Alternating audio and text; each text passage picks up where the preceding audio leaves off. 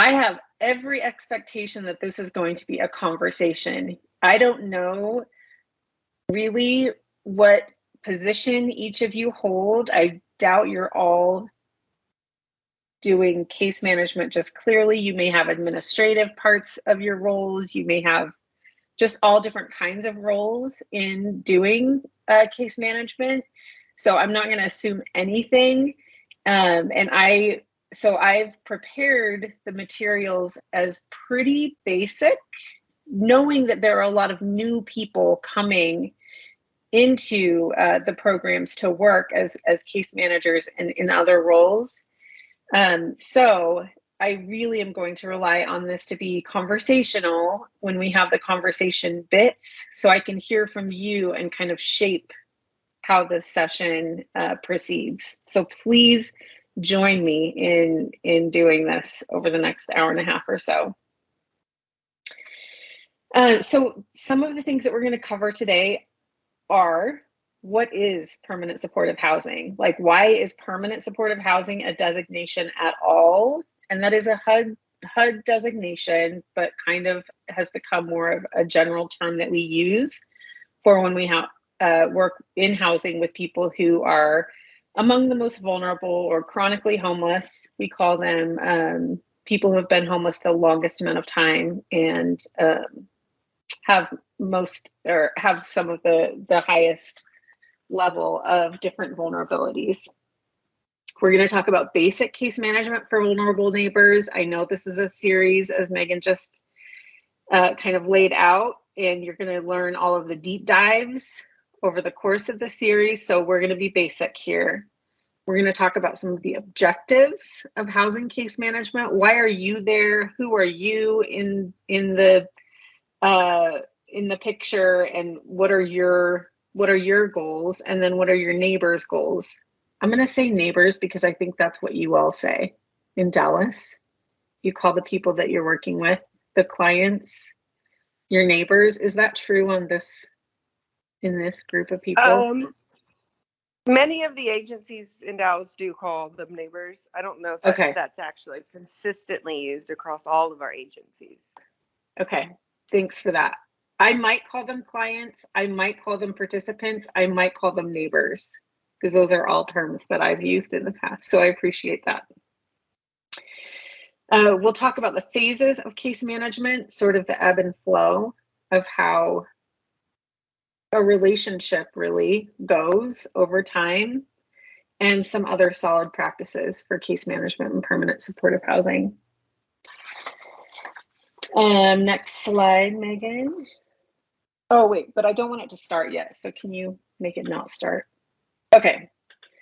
So this is a video that I put in the materials and then pulled out and put in and pulled out. I think it is a good foundational video for you all to see. It's very short, but I think it talks about why in our country we do permanent supportive housing from a basic position. So let's go ahead and show it. We're going to end it at the end, like a little bit before it is complete, because it gets really Colorado specific, but it is pretty universally explanatory about why we do permanent supportive housing. So Megan, if you can start that. Homelessness. On a typical night in the United States, 17 out of every 10,000 people experience homelessness. Nearly 600,000 Americans sleep each night on our city's streets. Individuals, families, and unaccompanied children are all represented. For some, housing is just out of reach. For others, health problems may have broken family relationships or caused financial difficulties. Many are just attempting to escape the violence of an abusive relationship. So what is the solution? Americans have attempted a number of different solutions over the years. Most cities have some form of emergency sheltering in place, where rooms come at the end of a long line, or are reserved for those without children. But building a life can be difficult when that room is only yours for a night or two. Couples may choose to sleep on the streets rather than leaving their partner or children. For many, a pet is the only true companion they have, but most shelters will not allow animals indoors. Likewise, people of color and the LGBT community may not feel safe in shelters that aren't culturally competent. Many communities have passed ordinances which force people experiencing homelessness to migrate somewhere else, and some politicians have even advocated busing their homeless population to another city, making them someone else's problem. So, is there a solution? Experts agree that a community-wide, coordinated approach to delivering services, housing, and programs works best. Simply put, people in different situations require different solutions. One solution, however, that has been extremely successful over the last few decades is that of permanent supportive housing. A proven solution for the most vulnerable and chronically homeless, this approach pairs affordable housing with case management and supportive services, and is built on the guiding principles of housing first, harm reduction, and trauma-informed care. This basic philosophy includes the ideas that housing provides a foundation from which a person can access the support they need to achieve stability, that poverty, abuse, and illicit chemical use may never be eliminated, but harmful effects may be reduced, and that acknowledging and recognizing trauma is absolutely critical to fostering safety and trust when working with those experiencing homelessness. Permanent supportive housing is an intervention that combines affordable housing assistance with voluntary support services. It is designed to build independent living skills and to connect the vulnerable to community-based healthcare, treatment, and employment services. At sites like St. Francis Apartments in Denver, Colorado, supportive housing combines apartments where residents pay rent based on their income with on-site services designed to help them transition out of long-term homelessness. Research shows this form of housing is effective because it provides safe, stable homes with access to support from professionals who help residents coordinate services unique to their needs, which may include health services, addiction treatment, job training, and more. This approach doesn't just benefit the homeless. Besides being the more humane response, communities have realized a significant cost savings to its taxpayers. The Colorado Division of Housing estimates that the average cost per person for emergency services is more than $67,000 per year, and that taking a housing-first approach can reduce these costs by approximately $40,000. The Center on Budget and Policy Studies have also released a study showing that combining affordable housing with intensive services saved an average of $6,000 per year per person, driving down the number of days in the hospital by 23%, reducing emergency room visits by 33%, and lowering the number of days spent in a nursing home by 42%.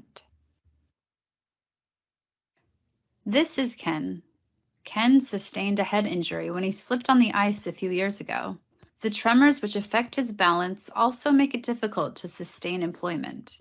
Ken was in shock for days when he lost his housing. Ken now lives at St. Francis Apartments in Denver, Colorado.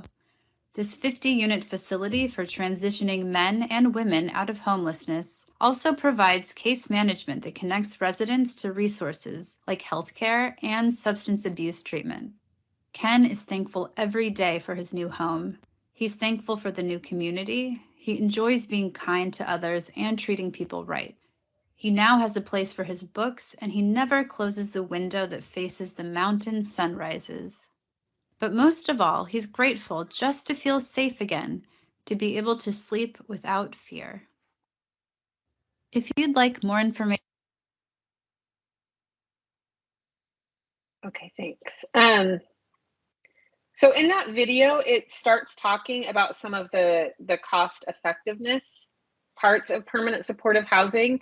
And really in the development and evolution of permanent supportive housing in the United States, that was sort of how we all made the case that working with people who are the very most vulnerable in our society, arguably, are worth, not worth, that's the wrong, it is worth economically moving that group of people into housing to save the sort of emergency costs of homelessness.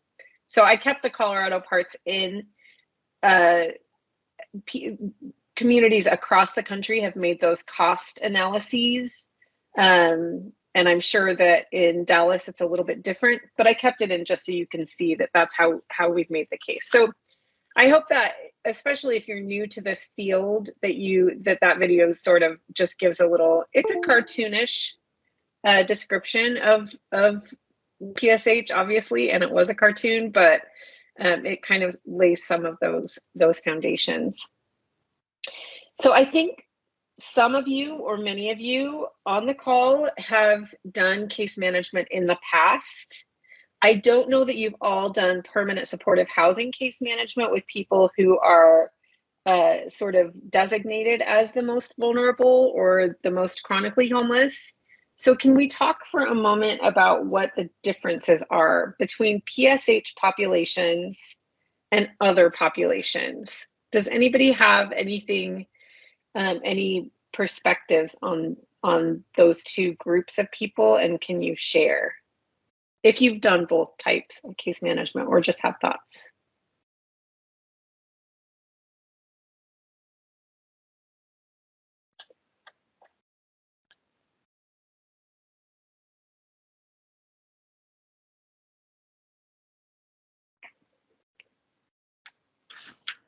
So this is Samantha.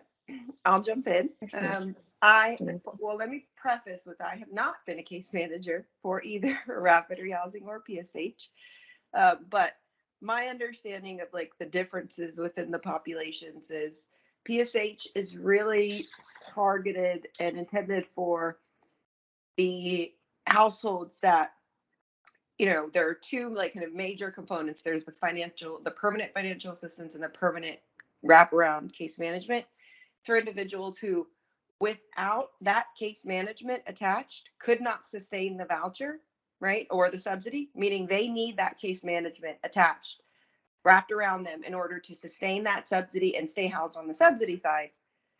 But also without that subsidy, or if they didn't have that subsidy, like they wouldn't engage in case management. So it's not just affordability. It's not just case management. It's really for those highly vulnerable individuals that without one of those components could not maintain the stability of their housing. It's really the coupling of both of those components that help and ensure that those households can stay housed. That's right. Excellent. Any other perspectives?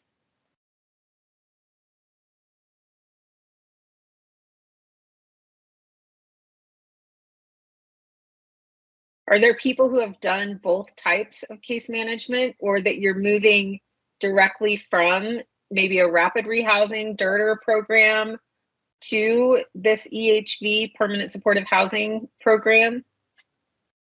Are there people on the call that are in that situation? I can't see your faces, so I just have to wait until you talk. All right, let me tell you a little bit about let me tell you a little story. So I started case managing in 1999, which is a long time ago. And we did case management in the way, sort of like a rapid rehousing program, but it was always a 2-year transitional housing type of program. So people had to have all sorts of things in place before they could move into housing. They had to be able to pay their rent. So they had to have a proven income.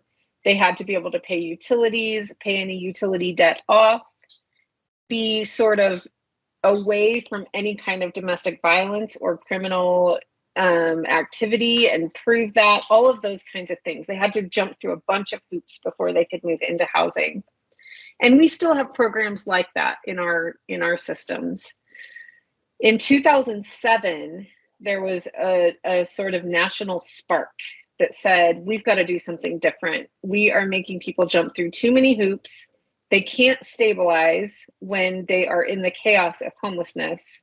So what if we do something different and start targeting the people who are utilizing the emergency shelter, emergency systems, emergency rooms, fire, police, ambulance, all of those systems? What if we figure out a way to flip the system on its head, grab onto those people who are the high utilizers and help them move into housing so that we can open up the flow of all those other systems for people who only need emergency shelters and all those other emergency systems for a short amount of time, and then they can kind of get back on their feet. So in flipping the programs on their head, we moved from all the hoop jumping to, in Salt Lake City, we identified the group of people who had used the most nights of our shelter beds, the most ambulance rides, the most homeless related arrests, public intox, those kinds of things. We sort of cross-referenced this list, and we came up with the group of just 14 people who were our top utilizers of all of those systems. And it happened that among the service providers in 2007, looking at this 14 people, they were the 14 people who we all thought, this is the group we know who these people are. We never thought they would work out in housing. They couldn't possibly sustain. They would go in and get evicted immediately. But we went after that group of people, found them, figured out how to develop a good relationship with that group of people who we may have sort of brushed aside as a system because we thought there's no way they could sustain housing. And we helped them move into housing. We learned, so it's kind of a funny and like delightful part of my history. I was like 8.5 months pregnant in 2007 and going out on the street, like finding some of those 14 people and like trying to convince them that we were actually offering them housing. And I just remember being so hugely pregnant and hot and like doing that kind of street work. But anyway, what happened with the 14 people is that we learned that all of our predictions and all of our expert opinions about who could sustain housing and who would not sustain housing were wrong. They were wrong. And that group of people, once housed, I mean, it wasn't without challenges. It was hard, really hard. But that group of people did sustain housing in some form. So the differences to me between a PSH population and what you might see as like a DIRTer population, at least at first, when people are still homeless, is very stark. Those differences are very stark for me. The PSH are the highly vulnerable, and the DIRTers or rapid rehousing groups or other housing groups are those who you think, oh, they're going to be just fine. They just need, a little jump start and they'll sustain their own housing. So those are some of the differences for me. But even that said, as a field, we know that all of our tools that we've used over time to say this is a PSH person, this is a rapid rehousing person, this is a shelter plus care person, whatever program you're working with, we're not great predictors either, but we're not going to go into that today. All right, next slide. So some of the objectives of permanent supportive housing case management, and these are going to seem similar to regular case management because they are similar. In fact, they're very much the same, are that you are there to support your neighbor as they acclimate to housing. You're there to ensure that landlords and subsidies are solid and happy, and the world of landlords and subsidies is at peace, which is a challenge all the time. It's not something where a landlord is going to present an issue every 6 months. The issue of keeping landlords happy and at peace is going to be all the time in your work. And I assume many of you already know that. You're there to support your neighbor in staying housed, and that will bring up all sorts of different angles of ways that you are helping them sustain their housing. Support your neighbor in setting and achieving goals. And also, as a case manager, you have lots of administrative tasks. You have case notes, you have case plans, you have document collection, you have all income verification, all of those kinds of things. So those are the general objectives. Next slide. We're going to get into some of the phases of PSH case management, and these are, I kept these very broad. So phase 1, settling in. Phase 2, when your neighbor is comfortable in the new place and sort of knows their environment, their neighborhood, their neighbors, sort of the rules of the game. Phase 3 is when things get rough, things get intense. And that's another thing that should never come as a surprise, because they will periodically spike up and become intense. And then things that you can do in phase 4 when things are calmed down. Next slide. Okay, I'm gonna need people to talk. I'm gonna need you to talk. So this is a 10-minute convo. I wanted to have people just give me an idea of what kind of case management you have done. So if you have like even a 30-second thing, like I do this kind of case management, or I want to tell you about working with this person, anything you want to tell me about your experience doing case management, I would love to hear, just so I can kind of gauge where we go over the next several minutes.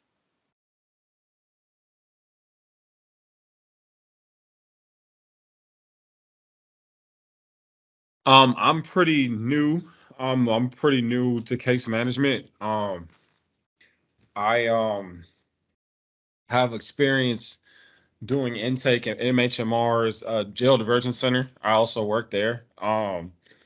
There is a lot of our program is geared towards, not, it's totally different. It's not about getting people permanent. I mean, it is about getting them permanent housing in the long run, but it's almost similar to like a crisis unit. So the people are coming in from being arrested, sometimes, and their stress level is really elevated. And that it's hard. It's almost, and it has to be voluntary, of course. So when somebody is at that peak of, they're being arrested and they're coming in with the cops versus they're coming to a place that they've never been a part of, I feel like they're not always receiving of what we have to say, even though they think, in the long run it'll help. I mean, it takes time to build that rapport. And then the building rapport is even a little more difficult that way, because you want them to understand the seriousness of the situation. This is this or jail, versus, I guess, EHV and Dallas Real Time. These people have, I mean, for all intents and purposes, they're fine. I mean, if the city of Dallas makes them move from where they're living, I mean, they'll just find another spot, But right, but sometimes people, they're taken from where they are, and then they're brought to where we are, and they walk out and they're on a totally different side of town. They're miles, I mean, miles away from where they were. So, like that. And that elevates the stress. I know, right? Yeah. Stressful. Thanks, Earl. So Lanye, my background is in criminal justice. I was a probation officer when I was in Illinois, and then when I moved here, I was a CPS caseworker. So working in housing is totally different because in my experience, there are no choices. You do what you're supposed to do. If you don't, there are consequences. So with this, it's really hard to transition. It's really hard with this. It's just hard. It's been a little difficult for me in transitioning to housing case management because it's polar opposite of what I'm used to doing and how I'm used to interacting with my clients. Because I'm used to being very straightforward, very like, this is what we need to do. And there's no deviating from that type of thing. And so now, yeah, this has just been a hard situation for me. So this is good. It's just been a hard transition. So I'm excited to learn about this, how to case management manage in this realm, in the housing realm. Yeah, I've often thought, so to what both you and Earl just said, I've often thought people who do permanent supportive housing case management, they're kind of the Jedi masters of case management because there are consequences if the person doesn't do certain things. There are, even in a housing first philosophy, which we'll talk about. But you have to just be like sort of flowing around and wrapping around the person because they do have free agency, and the consequences aren't as, black and white. If you don't do this, you'll go back to jail. If you don't do this, your child will be removed or will not come back to you. It's a lot different. It really is. And yeah, I appreciate that one. Yeah.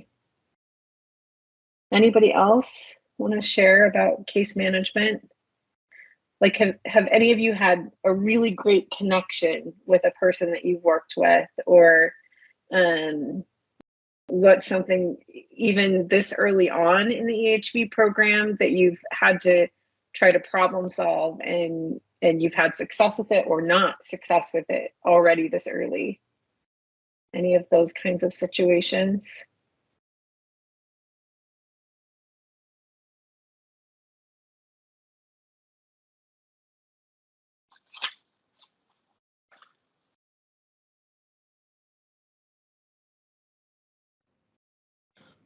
Hi, this is Michelle from the Bridge, and I'm not exactly an EHV housing case manager. I do have a team of them, and I would say one of the biggest things that I've noticed that's key with these clients is trauma-informed care. We're taking people out of their element. A lot of them have been homeless and intense, and then we're placing them in housing. My experience when I was a case manager, I dealt with clients that would be more kind of going towards the rapid rehousing side of things, where it is kind of like, hey, do A, B, and C. It's a lot of black and white. But with these clients, it forces you to really look at your own experiences because, we would expect, hey, we're getting you an apartment, you should want to do every single thing. But we forget that there's certain traumas that they've gone through that would make them not automatically be open or accepting to that. And then we have to look at our own, we have to say, just because we're used to working with a certain type of client, we cannot have any expectations based off that for these clients. You kind of have to put yourself in their position. And it's like she said, we have to be Jedi Knights. I mean, we have to find creative ways to communicate, to build value, utilize things like motivational interviewing. We have to make the client feel like they're making a choice so that they will value those decisions and value the transition that they were assisted with. So, yeah, not a case manager directly, but that's been my experience so far. That's great, Michelle. Thank you. And I think you just sort of stole a couple of my slides in saying some of the things that you just said. But I want to, Megan, can you skip ahead to the first photo slide? Because I want to kind of drill in what what Michelle was just saying. So I don't know how many of you have been out to any of the encampments where a lot of the people that you're going to be working with have come from. But this is where one of your new neighbors, clients, was living for a long time. So we took down this tent, and it has the orange X on it because that means the person has moved out of homelessness, really. So that tent was ready for the city to come in and clear. But this is an actual place where the person that you are working with lived.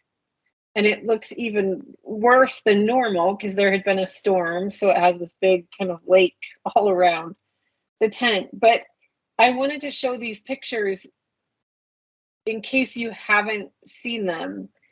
And the whole next section of what we're going to talk about, the settling in section, I do want to talk about the trauma that people have been through, even if they were comfortable. And, you know, humans find comfort in a lot of different situations that are surprising that we can find comfort in. This kind of living is still traumatic, even if nothing else happened to the person living in this tent, except for, you know, any of the other bad things that come along with living in an encampment. Just living in a situation like this is hard. It's hard for a body to live in a situation like this, in cold and heat and hunger and wet and, you know, dirtiness and all of that. So there is that inherent trauma of a lot of the people that are coming your way. And you can go to the next picture too.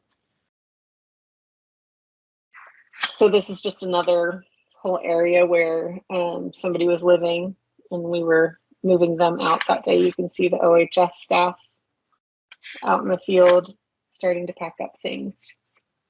Okay, if you want to go back to that phase 1 settling in slide. Thanks, Megan. Okay, next slide. Okay, so as Michelle said, almost every new resident you are seeing has experienced trauma. There are parts of this series that will talk about trauma-informed care, and I've talked to Megan about doing a specific session on trauma-informed care, and that might come a little bit later. But that's a way that I'm glad Michelle is talking about it, in a way that it is most successful to work when we work through a trauma-informed care lens. And really what that says is that we are acknowledging that people have come from pretty challenging, difficult backgrounds, and now they are here. And what challenges and difficulties are they bringing here to their new apartment that are going to affect how they stabilize over time? Another thing about transitioning from unhoused to being housed is we know we have to work through all of the practical parts of living in a new place, just moving into a new apartment, new neighborhood. And we have to think about what the new neighbor is worried about. As a case manager, asking that simple question all the time, what are you worried about? What's on your mind? What can I help talk you through? That's a really good position for you to be in as a case manager, not coming in with a hard agenda for your new neighbor, but just say, what are you worried about? When I first learned about Housing First a long time ago, when it was a brand new idea, one of the things that has stuck in my mind is that Housing First, and it goes along with all of this trauma-informed care and working in a model that is more whole person focused, is if we put our hand out, and I know it's COVID, so you might not want to do this with your actual hand, but if you put your hand out and say, hey, Bob, you're my new person, what can I help you with? What can I do for you today? It turns the whole conversation of what case management used to be, or what we might be used to in case management. It turns it around, so we are the helper and not the expector, not the person who is demanding something from this other person. We are there to help and to facilitate whatever the new client needs in housing. So let's talk about some of these practicalities. Next slide. So what to work on in phase 1, and you probably are all in this phase right now. Furniture and food are often the very first things, getting sheets and a shower curtain and some pots and pans and all of those kinds of basic things. And I think you all have a good system where people get a package of those things, but there are still other necessities that people need when they move in. Talking to your neighbor about guests. Guests can be a sort of a deal breaker in housing, especially when somebody has moved from the streets or an encampment into a place. It is natural for them to want to bring all of their other people along with them to stay in their new place. So guests are something we can talk about that as a topic if you want a little bit later when we have sort of some free time. But guests have been the cause of eviction for a lot of people that I've heard about in my career. So make sure you're talking to people about their guests. Pets. We have a lot of pets that have come from the encampment and moved in or from other places. Pets are a part, and you saw in the little video that sometimes a pet is the best friend or best support a person has. We used to say no pets come into housing. That has changed completely. I mean, people will stay homeless. They will stay in a really bad situation because they can't bring their pets. Pets are a part of a family now. We don't say that anymore, that pets can't come with. Something that is a good exercise to do right at the beginning of phase one, that settling in phase, is neighborhood mapping. Earl talked about how people are sometimes in one place and then all of a sudden they're moved miles and miles and miles away. That is the situation with a lot of the people that you're going to be working with or are working with. They don't know where the grocery store is. They don't know where the bus routes are. Some people are more resourceful than others, obviously. But if you can sit down and do like a neighborhood mapping or drive around with the person you're working with, so they kind of get familiar with their surroundings, that's a really cool relationship building exercise and really helps allay some of those worries people have about being in a brand new environment. Harm reduction. We know that people have substance use disorders, all sorts of things. If we can reduce the harm to them and give them some tools for, say, hey, are you a drinker? All right, we know you're going to drink in this unit. That's not going to be the deal breaker. But can we find ways to make sure that when you're drinking, you stay inside your unit so you're not going outside and getting in trouble from a landlord or bothering a neighbor? Can we make sure that you put out some food and water at the beginning of the day before you start drinking so that you remember to eat and drink some water just to keep your body moving or, functioning a little better? Can we do some of those kinds of things? Those are very new conversations for a lot of case managers to have those. There's a whole session on harm reduction coming your way. Definitely pay attention to that because that's it, like housing first, where we went from hoop jumping into housing first. Harm reduction is another topic that turns all of our philosophies that we come with on their heads. And I think that's a really important topic with this population that you're serving. So just ways to acknowledge that there is still stuff people are going to do. How do you insulate them in doing that stuff to keep them housed? And then neighbor relationships. Neighbor relationships is another kind of deal breaker. If people move in and then all of a sudden the neighborhood is up in arms about certain things, that can get people evicted pretty quickly. So I just wanted to say too, with phase one, don't rush this phase. This phase could go on for a long time where you're just orienting a person to their new environment. You don't know how long they've been out. You don't know what they come with. This is the phase where you can learn all of those things. and really build a relationship. Okay, next slide. We go back to the pictures. You can go to the next one and then the next one too. So this was an actual lease signing that we did at Plum Meadows, which you may have visited already, with some of the people that were moving in.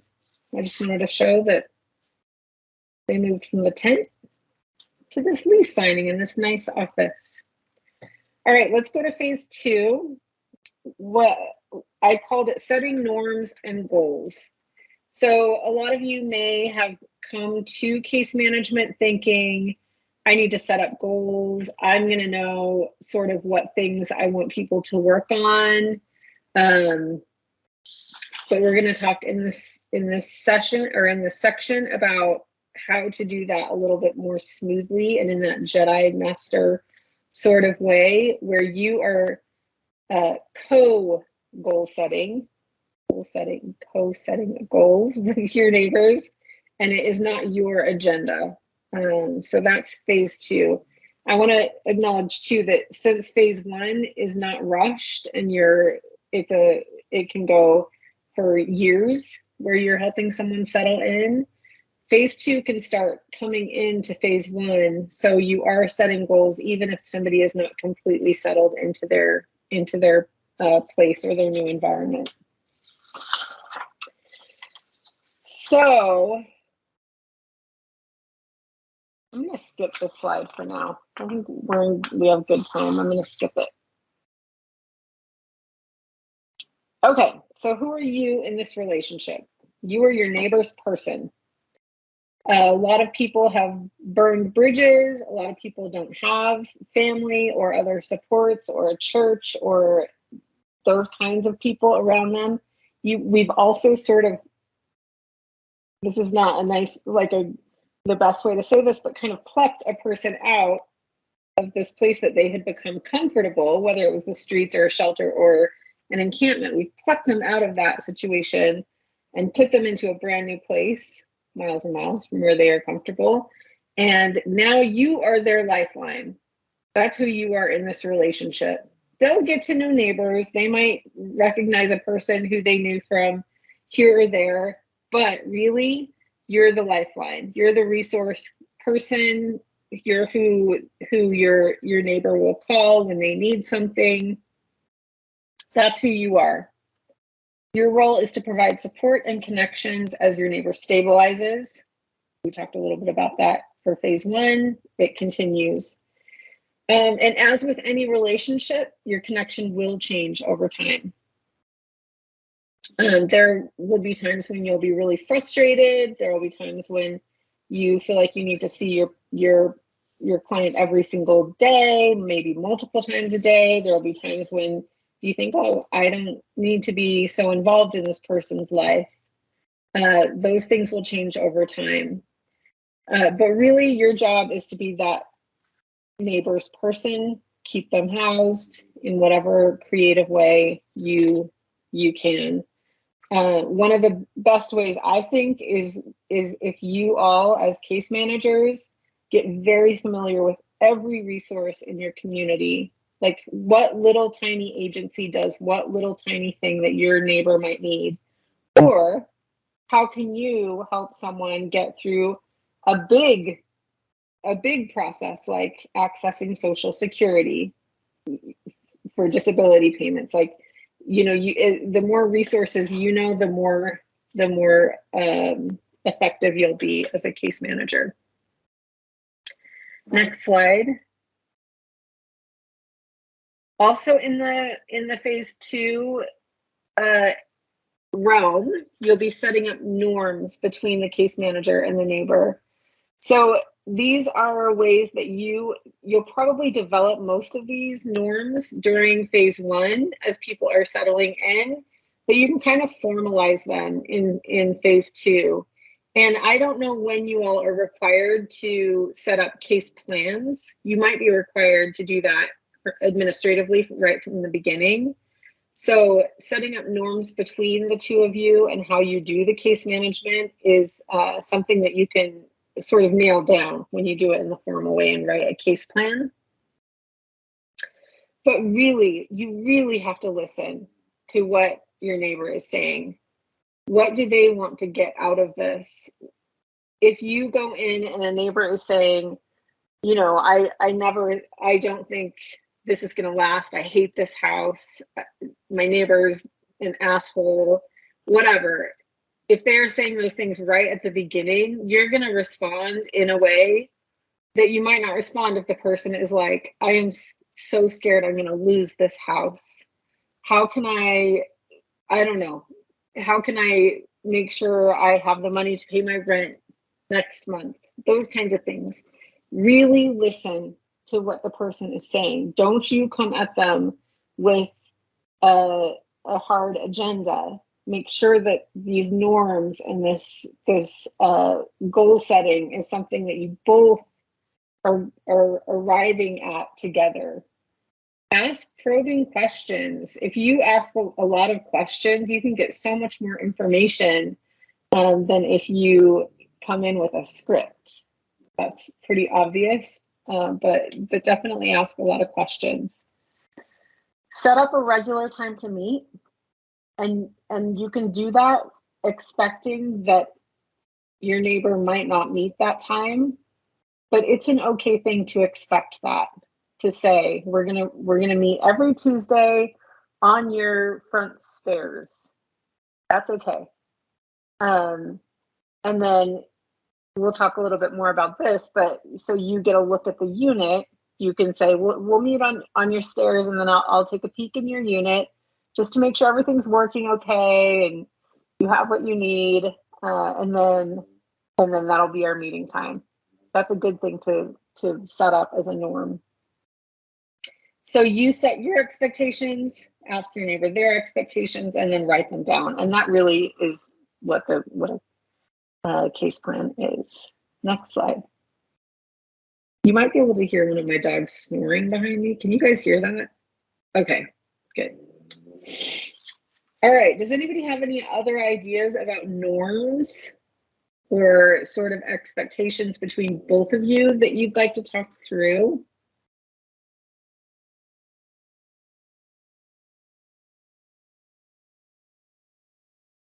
Did I lose everyone? I can't see anybody's face. Did you all go for coffee?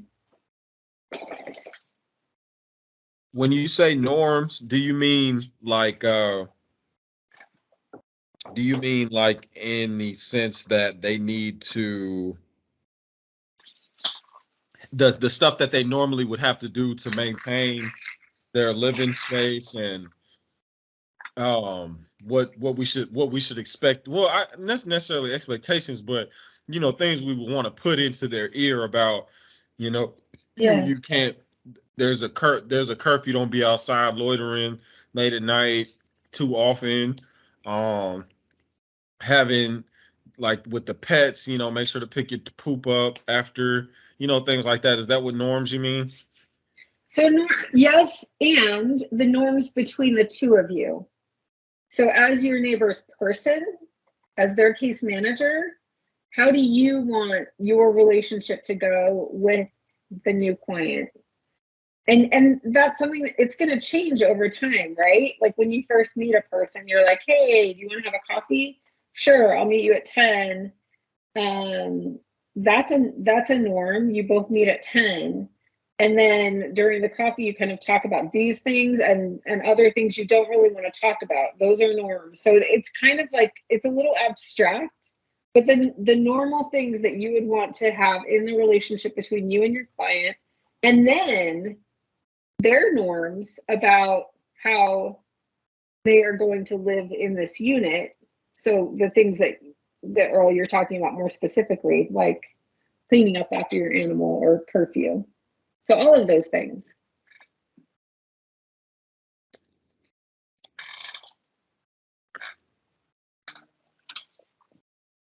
Like so I wrote down a couple of examples in case people didn't immediately respond. So one of the things is like, if you set up a time to meet and your neighbor never meets that time, or they don't, say 3 times, and you're getting frustrated, what can you do to tell that client, this is not what you and I agreed to. How can we change this so there's not this frustration? Can a norm be that, oh, I know you go to a food bank every Wednesday and you do that because you really need food, so I know you go there. So what if I come and meet you at the food bank on Wednesdays instead of trying to meet you on your front stairs every Thursday at 2? That kind of thing.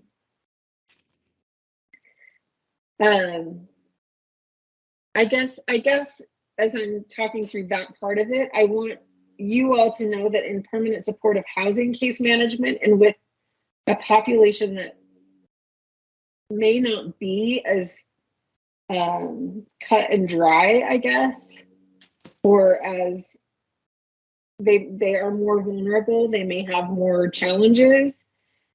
The norms that you set are not going to be like an appointment time and bring a duplicate copy of your birth certificate. It might not go like that. It's going to be a little bit more fluid.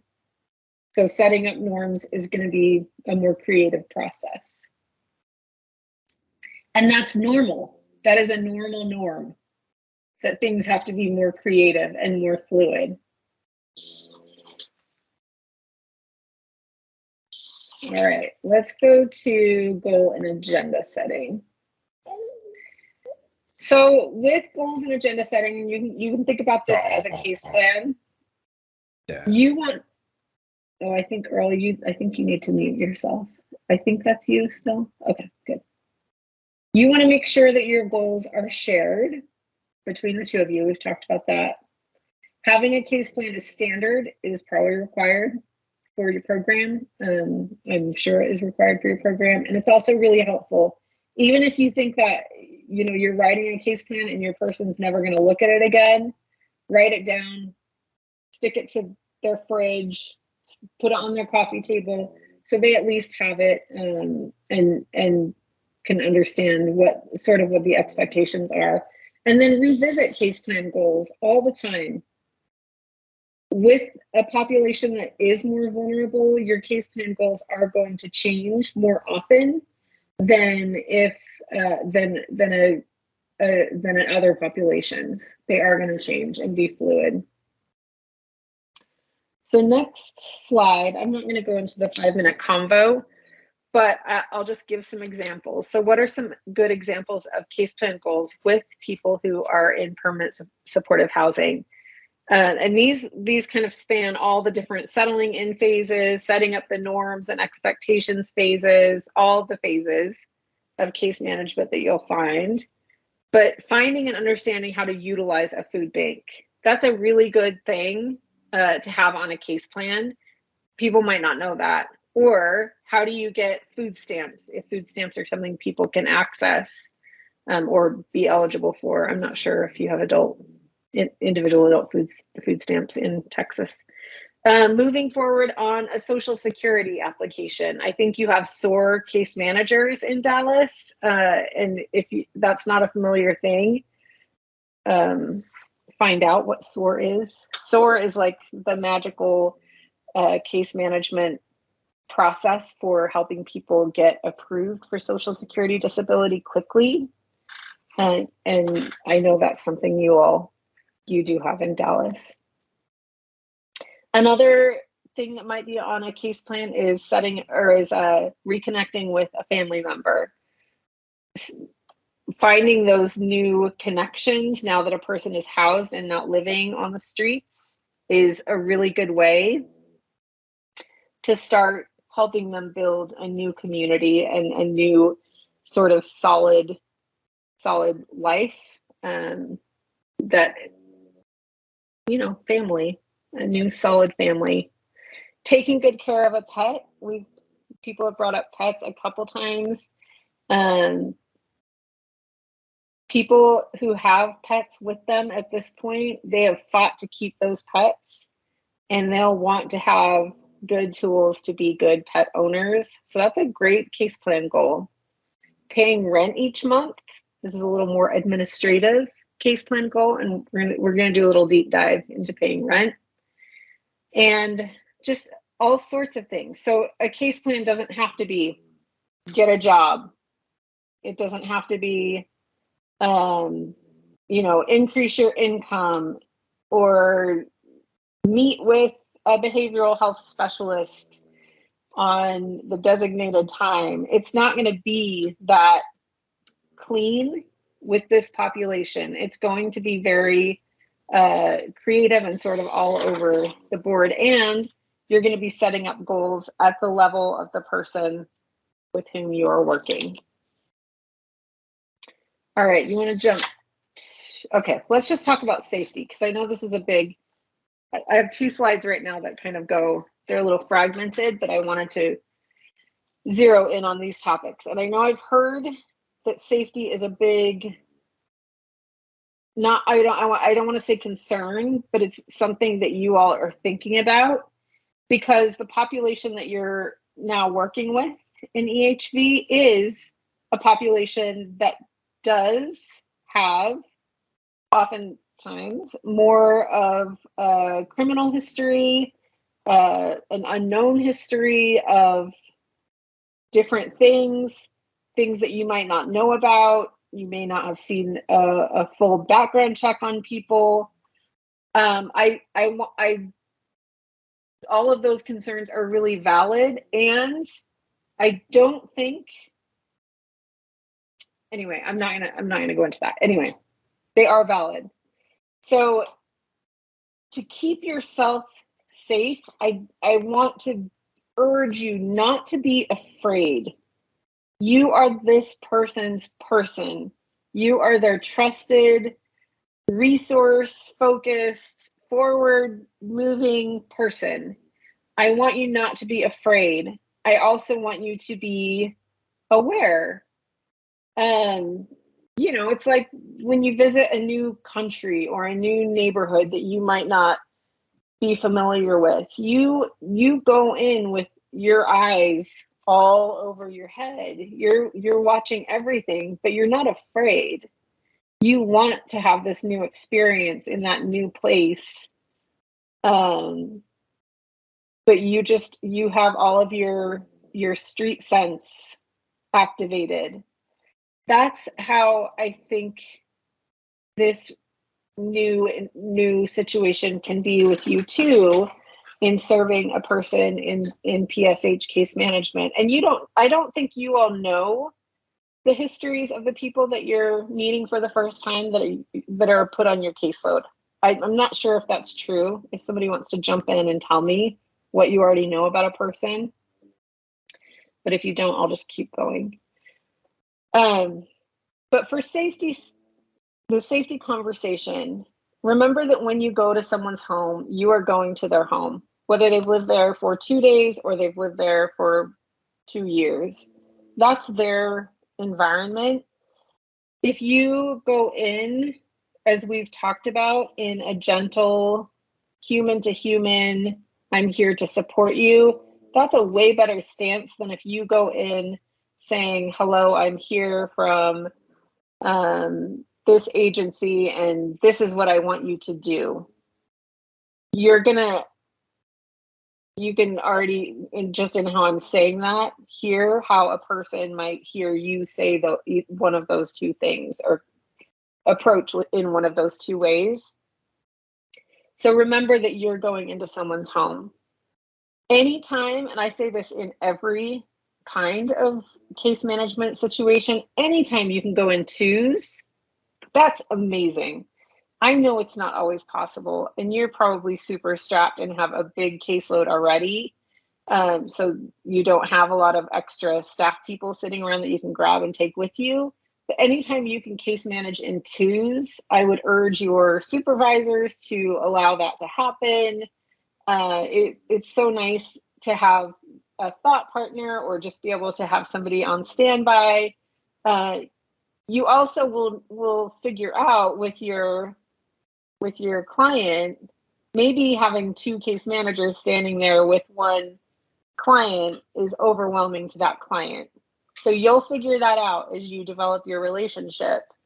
But if it's not overwhelming, having 2 people is great.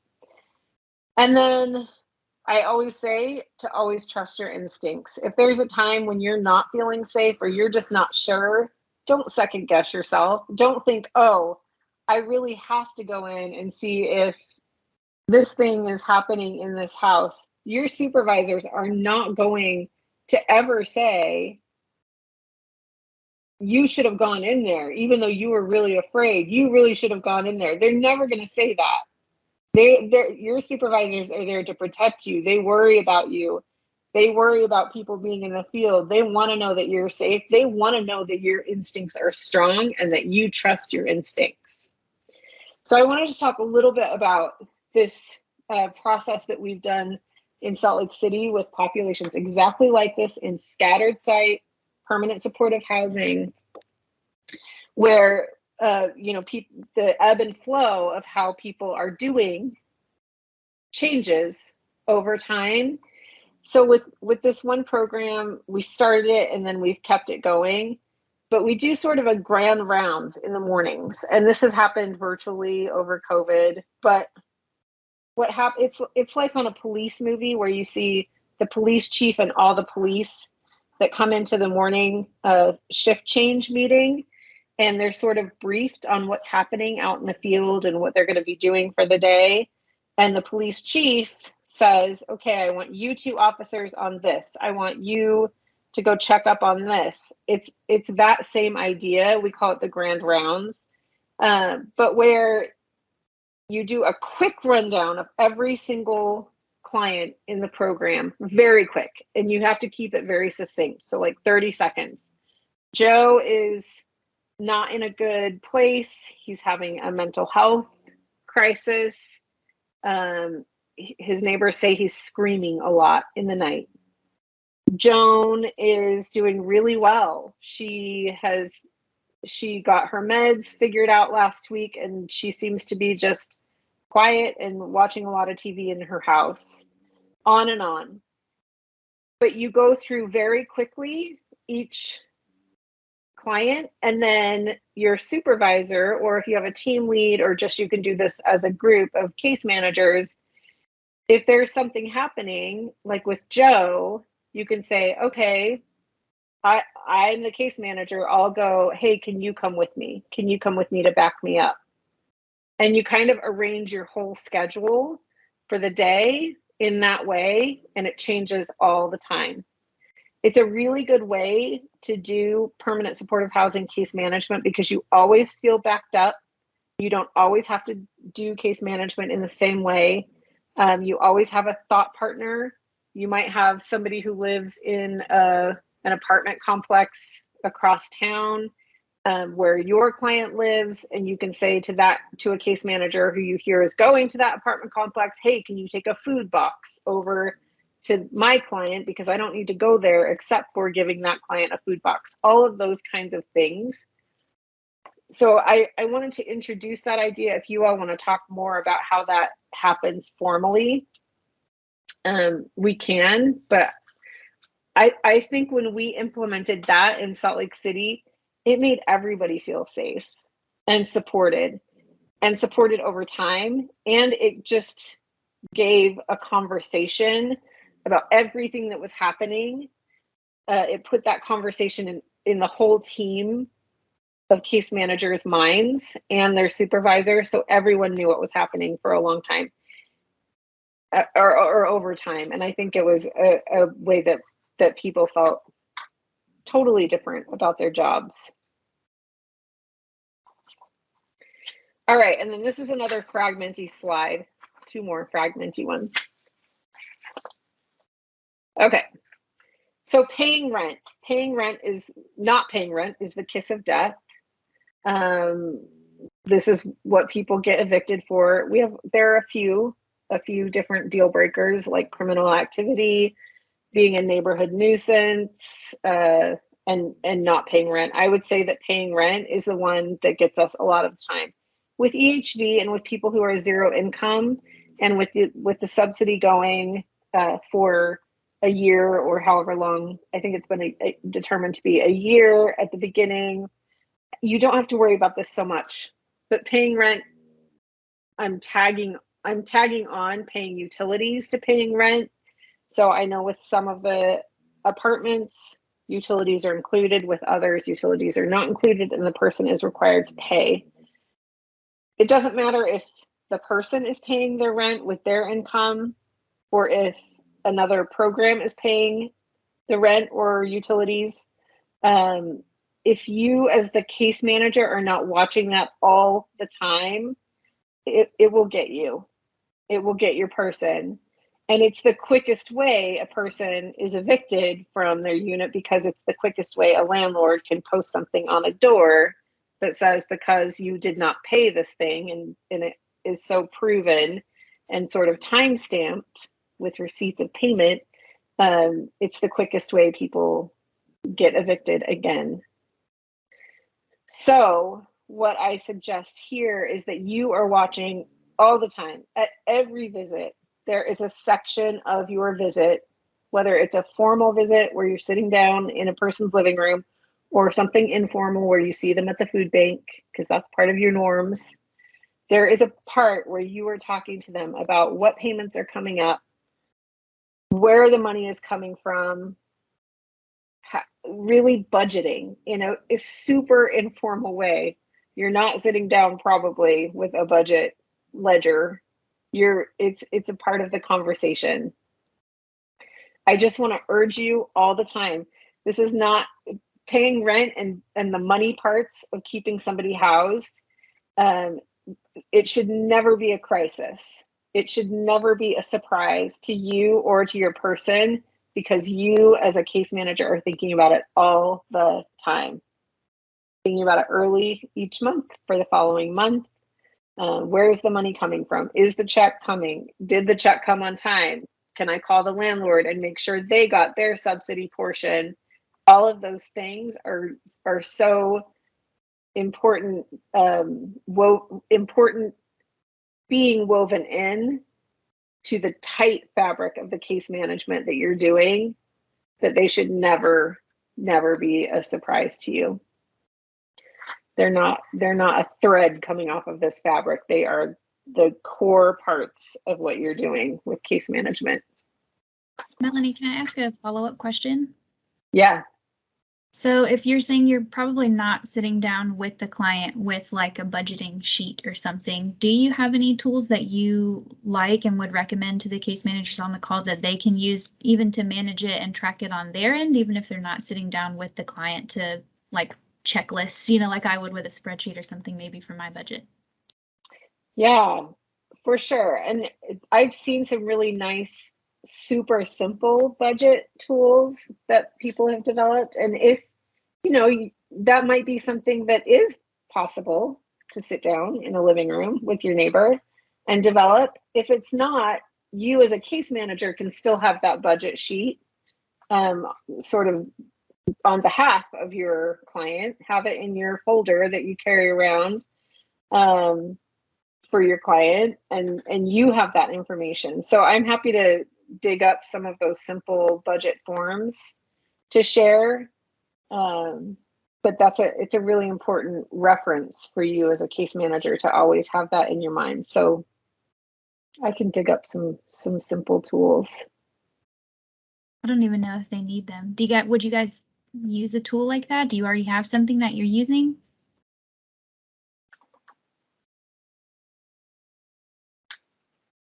Type it in the chat, maybe. You guys are quiet this morning. I know, it's Friday morning, 9 a.m. All right, move on to Housing First. Okay, so this is the last fragmented one. So Housing First, some of you are new to this type of supportive services. Housing First it's a philosophy, it's an approach. It was not always how we worked, but what it is the practice of helping people overcome homelessness as quickly as possible, really with no strings attached to moving into a unit. The approach proves that people can and do stabilize and heal once they live in their own place, away from the chaos of homelessness.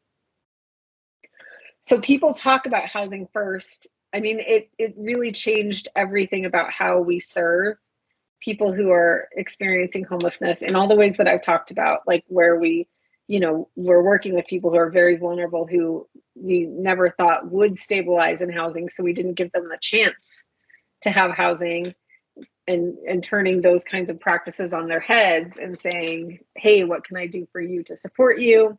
That's all part of the housing first shift in how we serve. People talk about it like we are just kind of willy-nilly giving everybody a house with zero expectations. It is not that we can't have expectations of a person when they move in. We do have expectations. The requirements of living in housing are that they have to abide by the terms of their lease, right? And there are parts of a lease that say you have to be a good neighbor. You have to pay your rent on time. You can't do certain things in the unit. People have to abide by the terms of their lease. And that can be an expectation that we have as well. Housing first just really, to me, means you are doing everything you possibly can as a case manager to keep that person in their house. It is your job, it is their job, it is the system's job to not just say, you did this, you're out. And some of the comments that we had earlier about people working in the criminal justice system, that's kind of how that is, right? Like, if you have this infraction in your parole or probation, you go, this is the consequence. We know there are those consequences that are natural consequences when people don't abide by the terms of their lease. But we're there to say, okay, how can we make this work and not be a person who is saying, this is the consequence, you're out. I hope that makes sense. We're our neighbor's person. We are there to support them. But that doesn't mean that we don't have expectations of that neighbor in their unit as well. And I'll say too that with housing first, some of the backlash, I think, is that people say there are no expectations or requirements of the program, and that you don't have to have home visits, or that they are not required. That might be true in sort of how housing first as a definition is written, that there aren't requirements, but home visits are really, really essential. You as a case manager have to get into homes. You have to see what's happening. I've said many times in the past that housing case management does not ever involve a desk between the two of you, between you and your client. Home visits, being in a home environment, you see so much more. You get to know your person more. You're thinking of all of your safety protocols and all those things that you're thinking about in your programs, but getting into the person's home really is so important.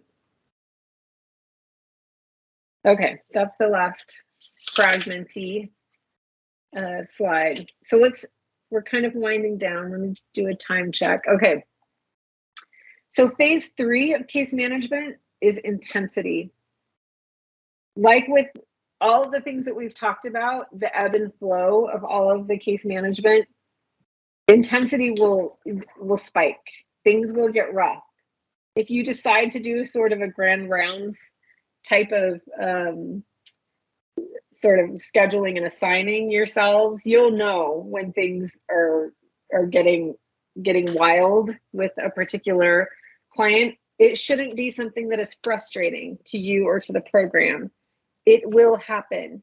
It just will. The population that we're working with is not going to move in and then just stabilize perfectly over time. Things will happen, whether it's something, a bad behavior, or whether it is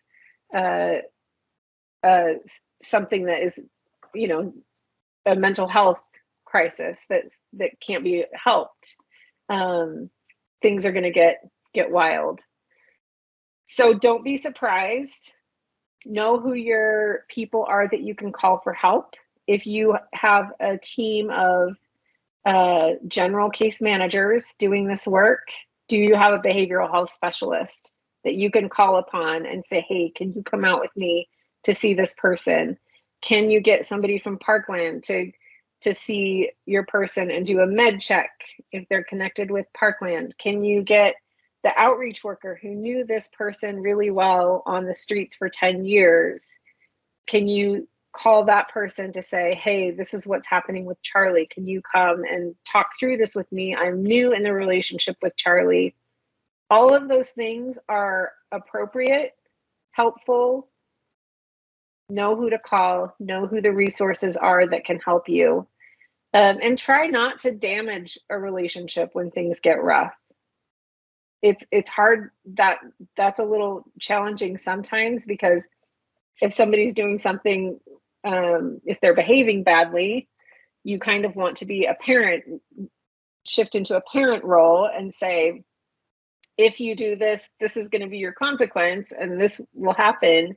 That can damage your relationship with your client. You want to be the person who says, hey, you're behaving in this way, this thing might happen.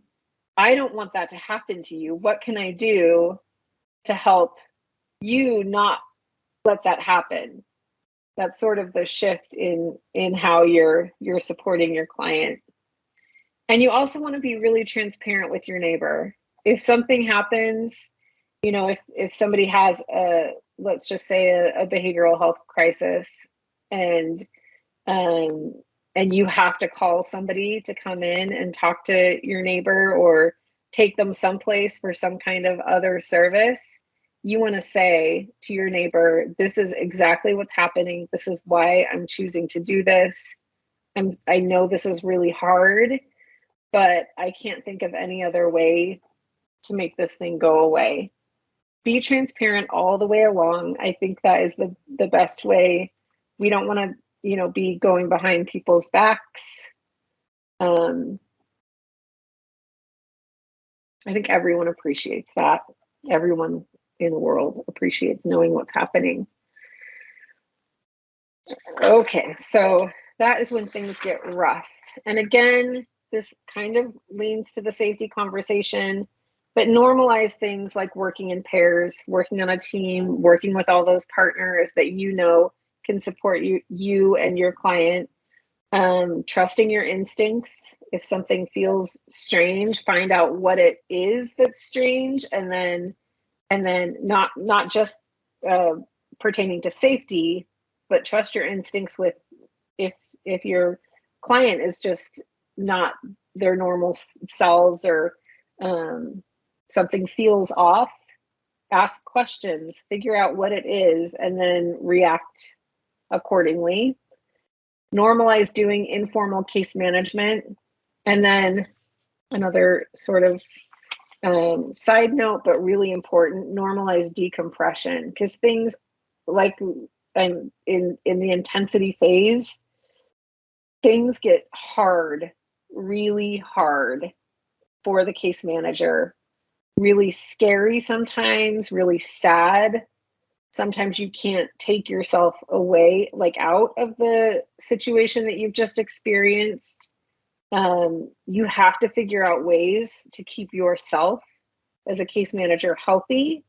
You have to figure out ways to decompress and care for yourself. And that sounds like, I know we hear a lot about self-care and self-love and all of that stuff. And like, yes, we do.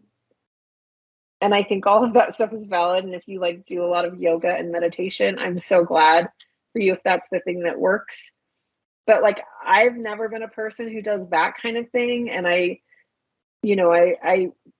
but I've had to figure out ways to separate myself from the job that I've done in my home life, from the job that I do.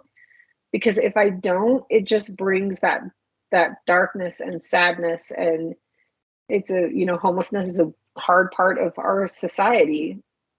It brings that into your home, and then you're living with it all the time, and it can be really, really depressing and, you know, secondarily traumatizing to you as a case manager. So figure out ways when things are intense to decompress and sort of separate yourself from your job. And I'm sure your supervisors will help with all of those things. I know they watch out for that kind of stuff all the time. And then phase 4 is the calm phase. And I would say that this is where when things calm down, and they will calm down, this is where you can kind of move forward with your person. I hope, and in my experience, most of the time is calm with most people. It will feel like everything's intense all the time and everything's hard all the time, because those intense pieces are really intense. But things are hopefully mostly calm with most people. And that's when you can introduce new ideas about doing different things with your person, or when they'll introduce new ideas like, hey, case manager, I was thinking I want to get a bike because I'd like to go bike to this place to see my sister. And that is a good, reasonable goal. So you can kind of work on ways to help figure out how to get a bike. Or if somebody is thinking about getting a job, they say, oh, I feel so much more comfortable now in my life. What if I get a job at the corner store? I think I can work 10 hours a week. Is that something you can help me figure out? Or all sorts of things. It's in the times of calm when all of those new things can come. And I think that's when I've seen a lot of really cool growth happen with people that we're serving. Okay, next slide. We're going to talk a little bit about moving on and ending well. So we've said this a lot of times. You are your neighbor's person. People move. They move a lot. People who are poor move more often than others. We hope that moves are successful. We would love it if somebody moves into this apartment and then they reunite with a family member and move into that family member's house, and that is the last we hear of our client. We love to see those kinds of moves. They're not all going to be successful moves. People will be evicted from your programs despite all of the work that you've done and they've done. If you can help them with that eviction, not get charges on their record, on their eviction record or any other kind of record, if you can help that ending of that housing episode end pretty okay, even if you can move them to the next place right away, that is ideal, because at some point the stability will come, and you'll just continue to work with that person in whatever way until the stability does come. And I will say too, when people end a housing situation, whether it's through an eviction or they're moving on in a different way, preserving the landlord relationships is so important for the whole system. Like, that's something Dallas is struggling with hard right now, is just finding units, finding landlords. It is a landlord's market, 100%. And anytime we as providers can make sure the landlord relationship is left well, if we can help move somebody's stuff out of their unit, if we can just any of those kinds of things, if we can do that and sort of help wrap up the housing episode in a good, healthy way, it goes forever in the system. So Just a little note on that. And then I left some minutes at the very end here for any questions or comments or other things that you'd like to learn about. Anything like that. Is there anything weighing on anyone's mind or any things somebody wants to bring up?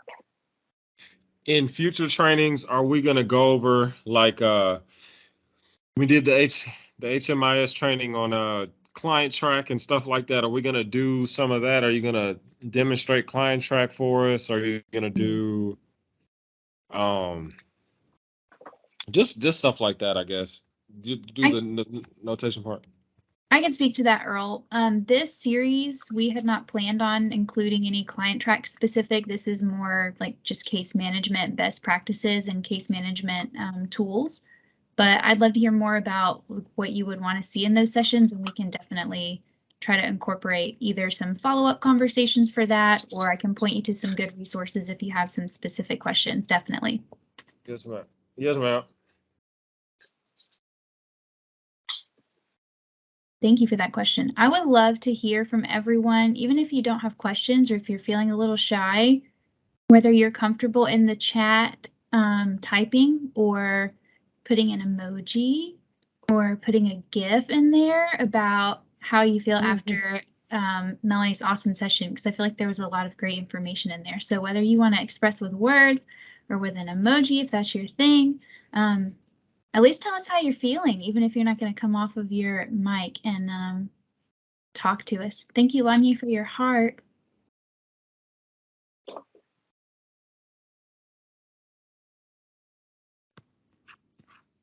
Melanie, good morning. This is LaJana with MDHA. Hi, LaJana. Hello. I was wondering, do you have I don't even know what you would call it, but maybe like I wouldn't say a best practice, but maybe like a cheat sheet for case managing, like from beginning to end of when you receive your client, the steps you should take? Yeah, yes. There are some, so there's one that I can think of immediately that's, it's actually like a HUD and Corporation for Supportive Housing guide. And I will send that to you, LaJana. It feels, so I think PSH in general is it's not formal, you know? So when I read those guides or when I read it all written down, it feels formal. So I'll send it to you and you'll see what I mean. It's a good guide. It kind of just says, this is exactly what has to happen, but it feels like, okay, but how does it really happen? So when I'm talking, I hope to be saying like, this is how it really happens, but I'll send you that. Okay. That's the word I was looking for, guide. That's the word I was looking for.